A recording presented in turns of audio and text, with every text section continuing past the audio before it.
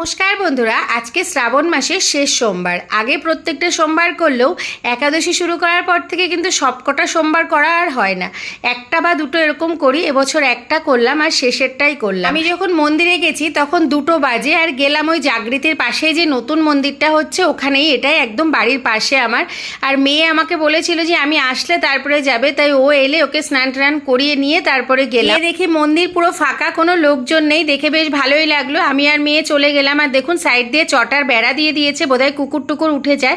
তারপরে আমি আর আমার মেয়ে মন ভরে পুজো দিলাম। পুজোটা যে যেমন ভক্তি সহকারে দেয়। আমার মেয়ে একটু শিব স্নান করাতে পছন্দ করে, ওকে তো স্নান করিয়ে নিয়ে গেছিলাম, আর ও ভাতটা তো খায়নি। তাই মা মেয়েতে খুব সুন্দর করে পুজো দিয়ে প্রণাম করে এই চরণামৃত নিয়ে একটু ধূপ বাতি ধরিয়ে দিলাম। আর এখানে অনেকে বাতি ধরিয়ে দিয়েছিল, সেগুলো সব নিভে গেছিলো, আমি আবার পরে ধরিয়ে দিলাম। অনেকক্ষণ দাঁড়িয়েছিলাম যাতে সব জলে। এই বড়টা আমি ধরিয়েছিলাম, বাকিগুলো অনেকক্ষণ জ্বলছিল। এইভাবেই আজকের দিনটা কাটলো।